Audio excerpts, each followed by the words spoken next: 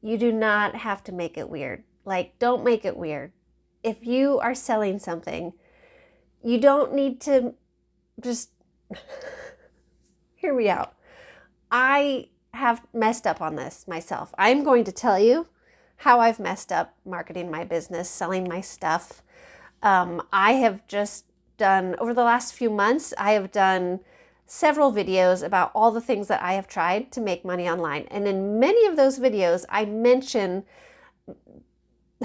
well, a lot of things that did not make money, but things that did make me money, how I actually got those clients, customers, buyers, whatever you want to call them. There were things that I did make money on. And then I kept saying in those videos, like, but there was a way that I did it, and I'll make a video sometime. I really want to finish this series with a video about how I marketed my business and how I got the customers that I did get. So this is that video. So if you have been waiting, I'm not going to flatter myself. I don't think, have any of you been waiting? Just like waiting, like, when is she going to do the final series, final video in the series? I'm pretending that somebody out there has been faithfully watching all my videos about things I've tried to make money online, and they would hear me say, I will do a video at some point talking about heart-centered marketing. Stay tuned for that. I'm just choosing to believe and pretend that somebody out there is like, yes, this is the video. Maybe if that's you, please feel free to tell me in the comments, because I'd be surprised. I would think it's great, because it's kind of what I was hoping would happen. But you know, if this is the first video of mine that you're seeing, then that's cool too. So I wrote down my notes because I'm a paper person, paper and pen person, and I don't want to forget anything. So I am calling this video Marketing Your Business. Don't make it weird. I don't know, something you probably know because you clicked on this and you're seeing it. But on my notes, I'm calling it, I wrote down marketing on social media. Some of the things I'm going to talk about weren't on social media. So I'm going to figure out a different title, maybe just marketing your business in a heart-centered way, ethical marketing. I'll workshop it and figure it out. But what I want to do in this video, first of all, is start off with 3 examples of what I feel like are, I don't know if it's unethical marketing, but it just feels like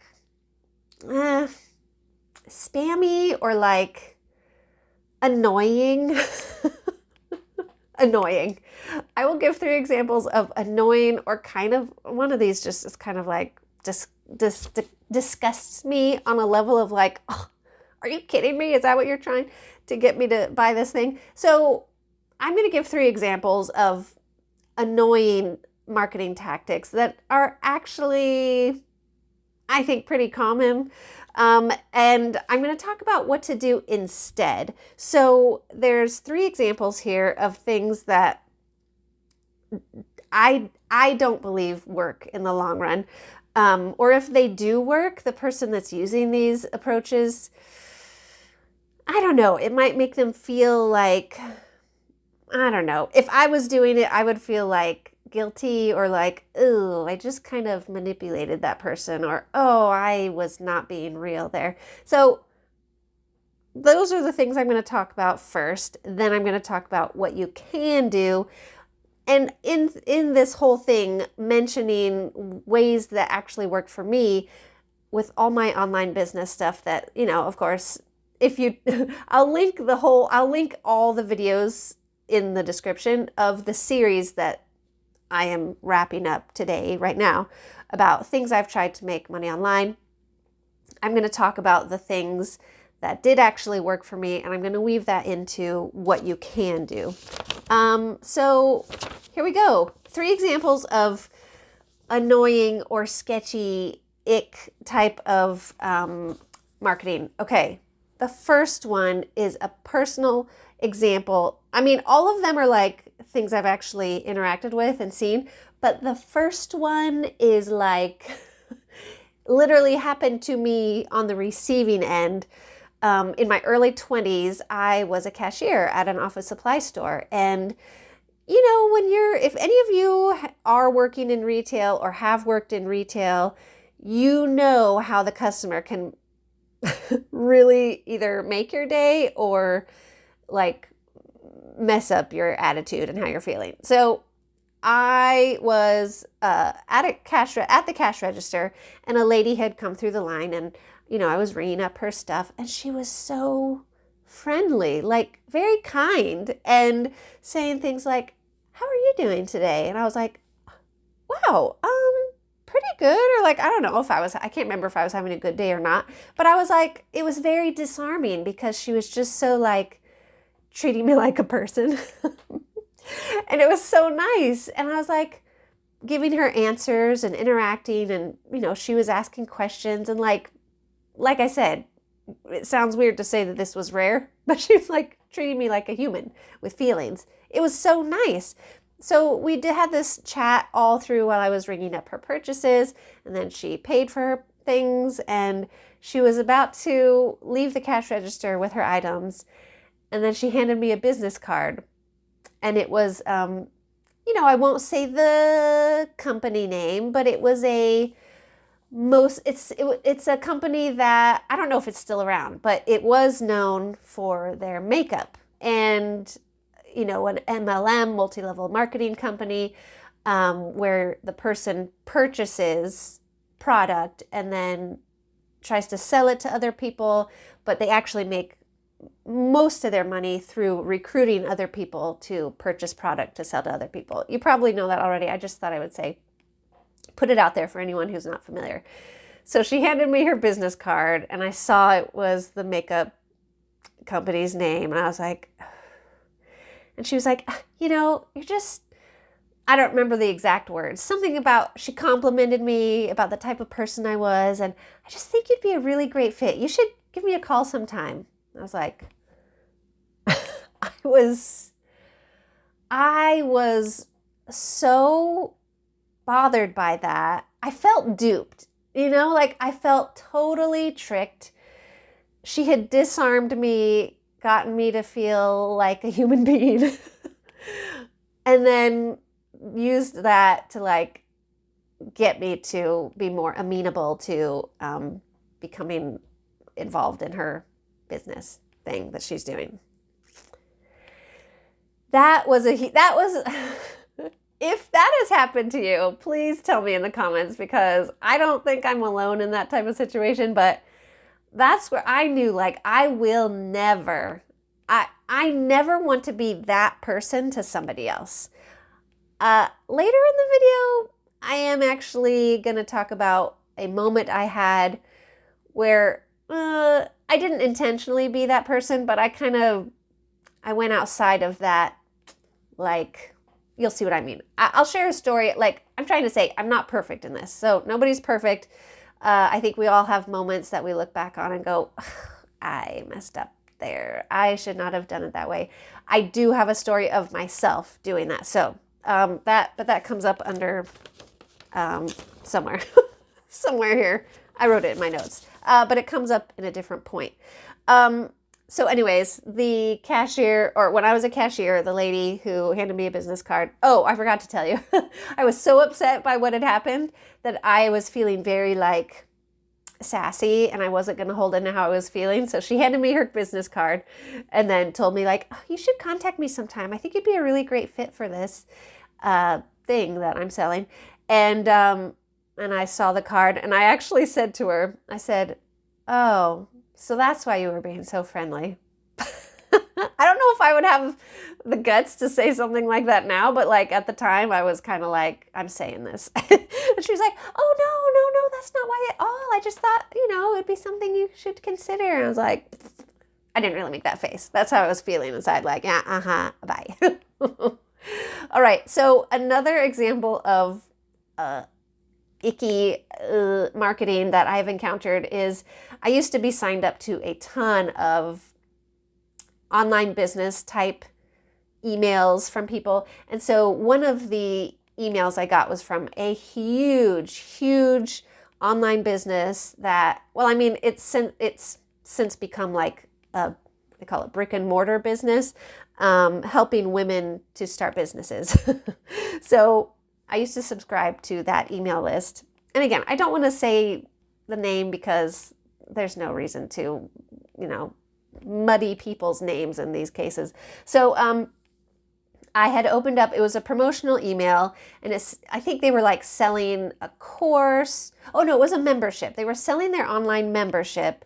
And the button in the email, where normally if you're going to purchase something or pay money for something, it'll say like purchase now, or yes, I want this, or ready, or something like that like, oh, I want to click this to buy, or even something like find out more. The button, I wrote it down because I was just like, oh, what?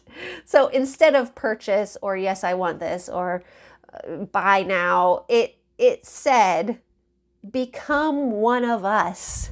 I was like, oh, I mean, you're smart. You know that a deep human need is to belong somewhere. And when you have women who, like me at the time, were trying extremely hard to build an online business and try all these different things, and you're feeling like frustrated and discouraged and, oh, I just need something that's going to help me, and you see a button for an expensive membership that says become one of us. Like, I mean, it didn't work for me, one, because it was just like, I'm not paying that kind of money for like a membership, even though it's very tempting, the things that they were offering and trainings and things like that. I wasn't tempted to push the button because I feel like I have other places where I belong. And so that didn't pull on me, but I felt really angry for anyone who doesn't happen to have a place where they feel like they belong. And that instead of them looking at the features and the benefits of the program or the membership, that like, instead of saying like, here's all the cool things you can get and it's worth this much or whatever, instead of just listing like, here's what you could get and it's awesome, so it's totally worth it, that would have been fine. But instead of doing that, instead they manipulated the human need to belong. And so instead of just purchasing a membership, it's belonging. I was like, oh, it just made me so upset. I just didn't like that. I also unsubscribed from this group's company email, businesses emails, because they were interviewing somebody also helping women start their businesses. And this woman they were interviewing was saying like, hey, everybody, here's how you build an audience and build a following and get customers. And like, looking back on it now, at the time I was like, oh, I've never heard of that. But looking back on it now, the things she was describing sound now to me like how people start cults. It sounds like I'm being super dramatic. But the language she was, like, the things she was saying on like how to build a following, like now I know, once I have looked into different things online on how people, like how cults sound, the words they use, the tactics they use, the psychology they use. And one of the things was something that this woman mentioned, who was being interviewed and featured on this website thing. She said, create a common enemy.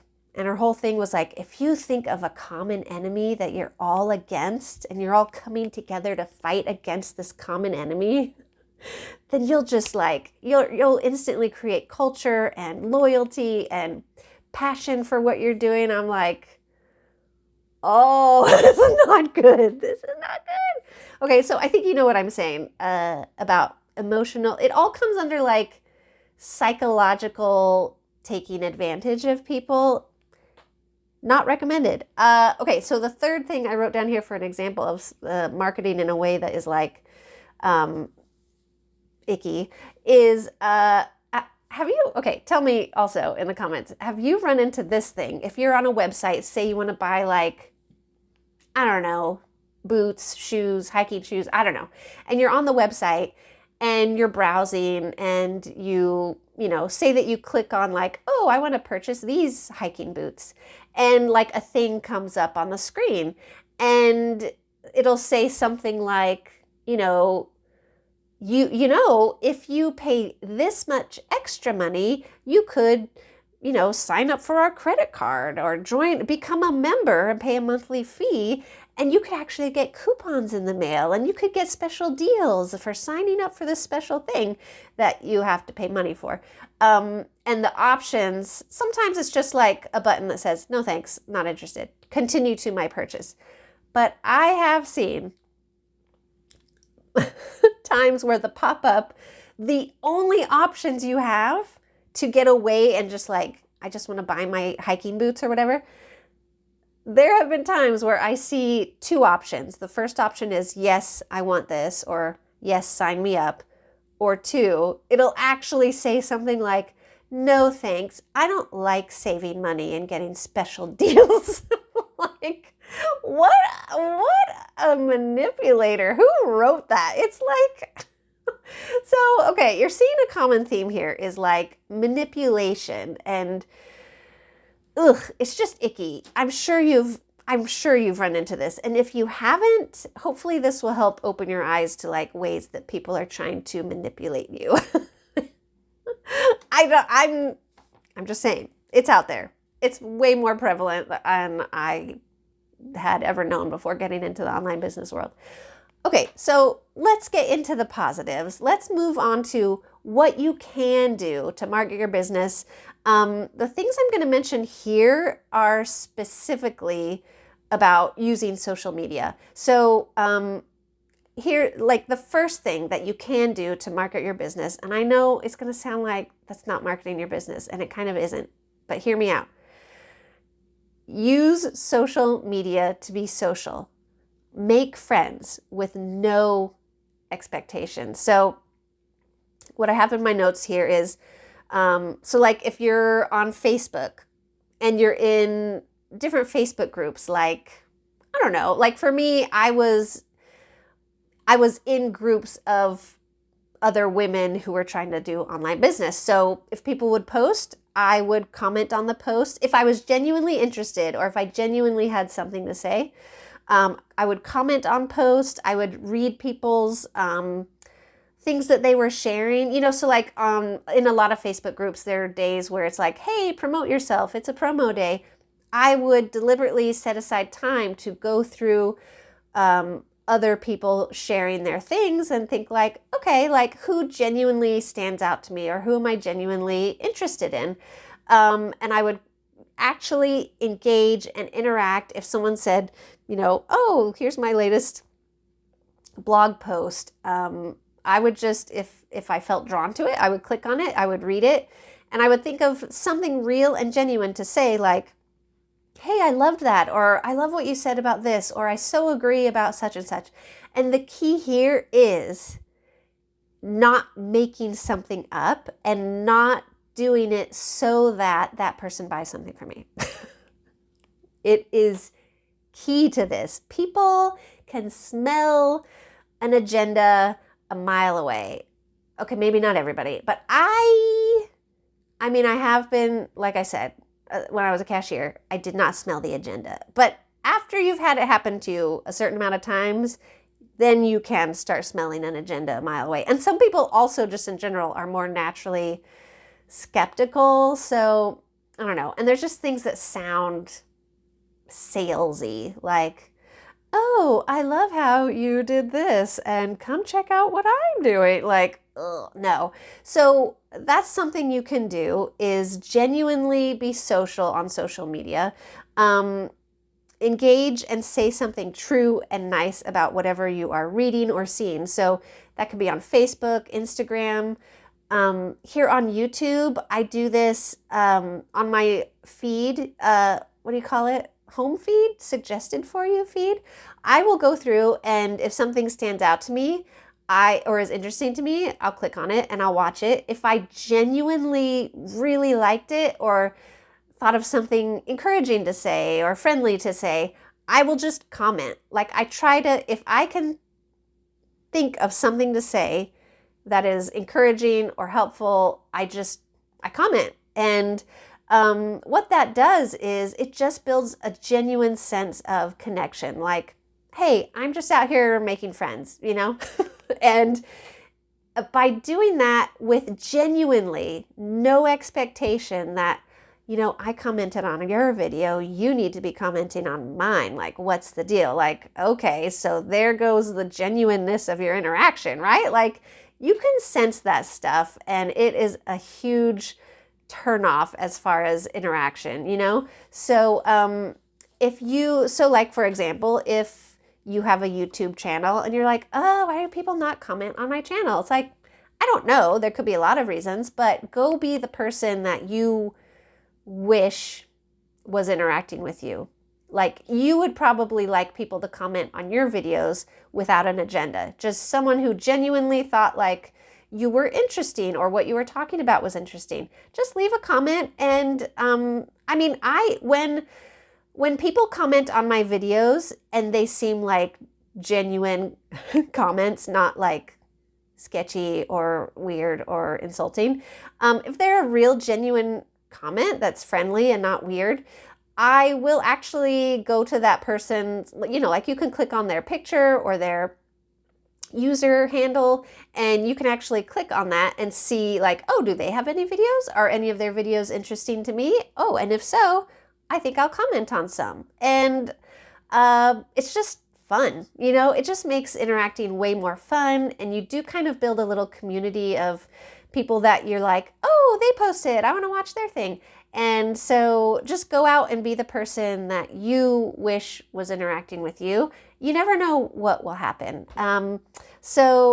Also, like on Facebook or whatever, you can give a like on people's posts. You can share what they're like. If you genuinely like it, and if you genuinely feel it would be helpful to someone else, then, you know, share those things with other people. And you could even tell the person like, hey, I thought what you said was really helpful for either my audience or my customers, so I'm sharing it with them or with my friends, you know. So that's one thing you can do. Another thing you can do, oh yes, and this is where my story of how I messed this up will come in. So the second thing that you can do to market your business on social media is to offer help when it's asked for without promoting your own thing. Okay, I have an example for you of a time where I did this well, and a time where later I look back, I'm like, oh, that was not, nope.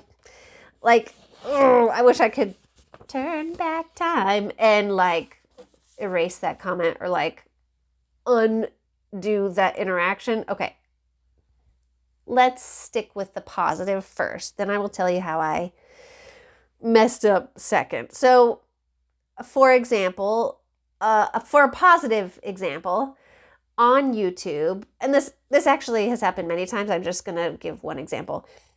There was, on my suggested For You feed, I saw a video coming through that was, you know, it was something about YouTubers, or I can't remember the title, but it looked interesting to me. And and it didn't have very many views. And actually, I almost prefer watching videos with less views or like people with less subscribers, because I feel like I have more of a chance of like actually interacting with the person and not like a hired comment responder, you know what I mean?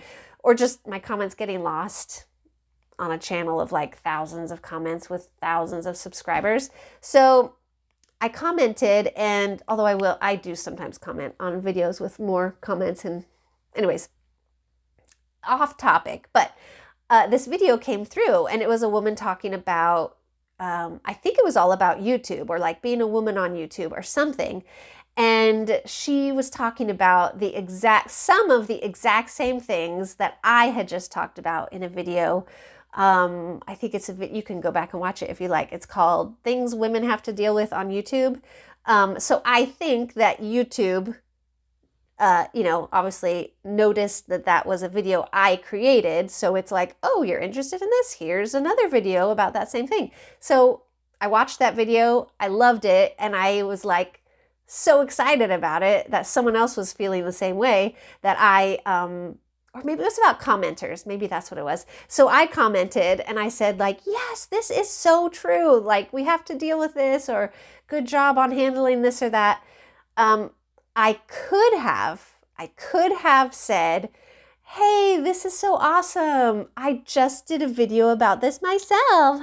You know, it sounds innocent enough, right? I'm just mentioning that I also just did a video about this. And I was like, nope, this is not why you're commenting. You are commenting just to connect and say like, hey, look, we think the same way on this thing. Like also, doesn't the world need more of that, right? Like focusing on what we do agree on instead of what we don't. So I feel like when I do these things, I'm helping to make those connections. Like we don't have to agree on everything, but I found something that I did agree on and I wanted to make a big deal out of it. So I wrote that, and I didn't say like, hey, well, come check out my video on that thing too. I didn't, and it felt awesome.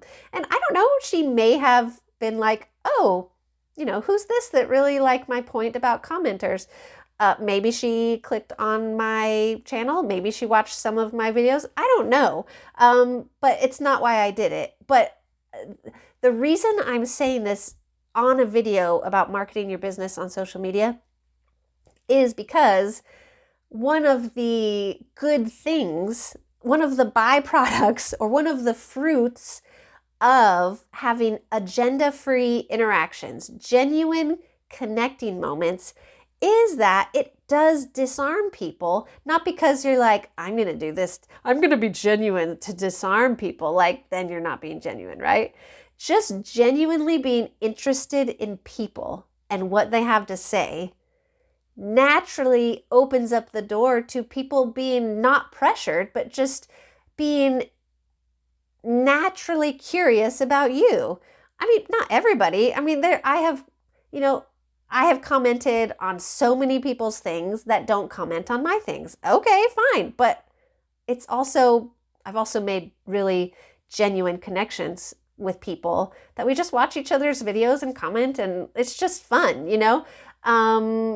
Okay, so here's how I messed this up. So when I was in the midst of just diving into the online business thing, like I could devote a full-time effort to marketing, creating digital products, all kinds of things. You'll see if you check out my other videos of like things I've tried to do to make money online.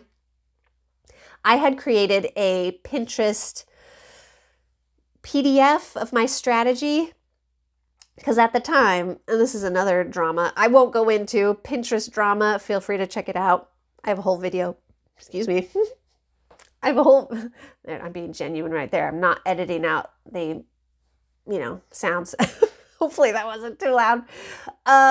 So I have a whole video about my Pinterest online attempt to yada yada. I was doing awesome on Pinterest, marketing my business. And I was one of the Facebook groups that I was in. Oh, and this was not even an online business group. This was just like a bloggers group, women who were in blogging. And I was in there just because I liked reading people's blogs and making connections with people. So somebody posted and said like, guys, are any of you having trouble with Pinterest? My views have tanked and things just aren't getting traction like they used to, and I don't know what's going on. And I saw that and was like, oh, I have a Pinterest strategy that I'm selling that if you're interested, to feel free to take a look. It's like, oh, Kendall, no, go back in time and erase that. Like, for two reasons. One, ugh. And two, there was really something going wrong with Pinterest. And my account has never recovered from it. I don't know if in general Pinterest recovered or if everyone's accounts got better, but something did change with Pinterest, and almost everybody's views, saves, all the traction and progress that people were making on Pinterest tanked for, I would say, most people. And I did not know that yet. It had not hit my account yet. this woman who was posting this, it wasn't because she didn't know how to do Pinterest and she needed my little PDF guide for how to do Pinterest.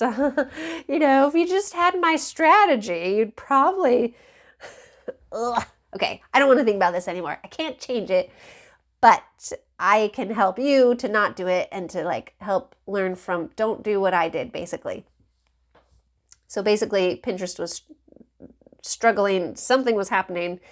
A lot of people were struggling. Eventually, it did hit my account. And then I was like, oh, that's what that woman was dealing with. She was gracious, actually, way more gracious than I would have been to me. In her response, she said something like, oh, thanks, maybe I'll check it out. And I'm like, oh, I'm so sorry. Anyways, don't do it that way. Basically, what am I trying to say?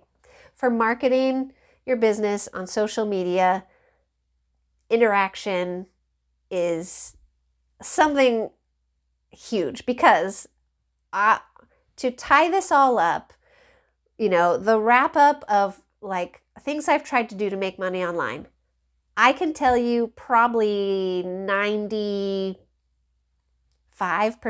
of the people that bought something from me, whether it was services, digital products, probably 95% of those people found out about me because of me doing all these things that I just talked to you about.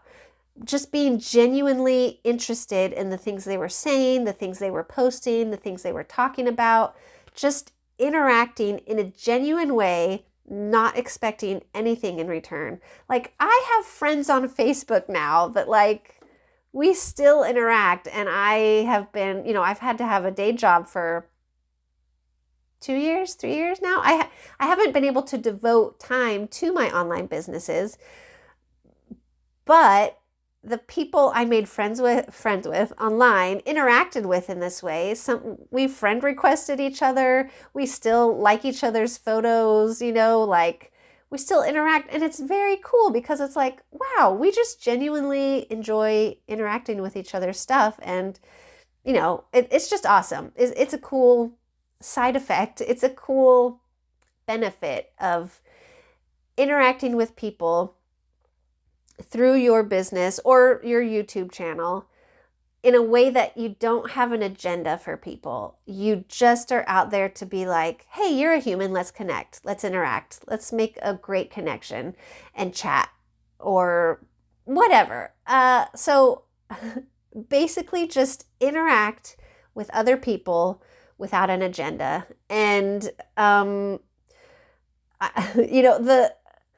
I want to come in here and talk about this. There is a caveat.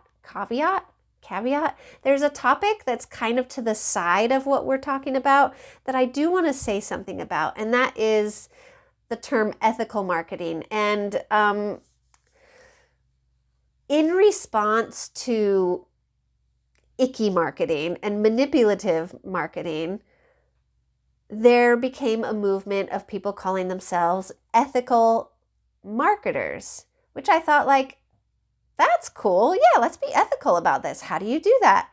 But the more I got into that world, it started to feel like there was kind of this, well, not kind of, the people in this movement actually started creating lists of rules to follow so that they could post on their website and say, I am officially an ethical marketer, and that means I will never do boop, boop, boop, boop, boop, boop. Like you had to make this promise as a business owner. You wouldn't do this giant list of things. Some of those things I totally understand. Those things that I started out with saying those buttons that say, yes, I want to purchase this, or no, I don't like saving money, thanks. Those things, I get it. I get why those things are on the list for them saying, I will never do those types of, pop-ups on my website. But some of the things on there were I will not ever price I will never end a price with a 2 or a 7, because apparently, like, psychologically, people are more prone to purchase something with that ends with a 2 or a 7. I'm like, but why? It started to feel like I'm just going from one set of rules of people saying, like, you have to do, you have to create a common enemy. You have to create a sense of belonging. You have to get into the psychology of people. And, like, in response to, like, ew, we don't want to do that. It was like the pendulum swung. The pendulum went the other way for some people to create just another list of, we're not allowed to do this if we're going to call ourselves ethical. I was like, but here's the problem. I was into that for some time, and one of the things that was, like, not allowed for ethical marketers was I will never use countdown timers. Maybe you've seen these, like, in an email that says, like, hey, this sale is only good till this date. And then there's, like, a little timer, like, that's counting down till it gets to 0. For me, I just don't like it because it stresses me out. And this ethical marketing rules was saying, like, we don't use those. And I even wrote to, like, I used to write to, like, an email list, like, monthly or weekly. And in one of those emails, I actually said something about, like, oh, and those manipulative countdown timers. Like, I was fully bought into this thing. But then I was watching a video that someone made to say, how can you make your business more friendly to a worldwide audience? And one of the things she said she does is using countdown timers. Why? Because if you just say, like, hey, this sale ends at 8 o'clock, October 12th, Pacific time. It's like, if you live in, like, Thailand or Australia or, I don't know, somewhere else that's not in that time zone or even near to that time zone, you're making that person have to be, like, Googling, like, what is 8 p.m. Pacific time in my time. So this woman creating this video about how to make your business more friendly to many cultures around the world, she said, well, this helps my audience in other parts of the world to not have to scramble and Google what time is that in my time. They just look at the timer and go, okay, well, whatever date it is, I have this many days, this many hours. And I was like, oh my goodness. Like, when I call something just blanket, like, that's unethical when you use that thing, I would have been calling her unethical for using it in a way that's actually extremely kind and extremely thoughtful. And it made me think, I wrote this down so I wouldn't forget it. It made me think of this, I'm going to quote myself. It made me think of this quote I once said. Use caution when being quick to judge. You may accidentally become the very thing that you dislike. So what I mean by that is I had gone along with the thing that just says, like, countdown timers are unethical. We should not be using them. I had made a blanket statement that therefore would judge any person using a countdown timer in their business as unethical. Like, that is an unethical practice. I cannot support unethical business owners. Like, just so kind of, like, high and mighty and, like, I have rules, and they don't include countdown timers. Like, it judges people who are actually maybe doing something kind, or that to them, they're like, I would appreciate this, right? And so that's where we have to be very careful about, like, yes, we want to avoid being, like, manipulative and, using psychological tricks and things like that. But we also don't want to go the other way where we decide that, like, there's a huge list of rules of things you're not allowed to do, and if you do them, you're unethical, and you can't be part of our club of you can't be part of our club of ethical marketers. So I wanted to talk about that because I think we need to be really careful in what we decide and declare is ethical or unethical. I can easily defend like my stance on like, hey, don't just be friendly to people so that it warms them up to the idea of buying something from you. Like, right? I just feel like, here's the thing, golden rule, keep it simple.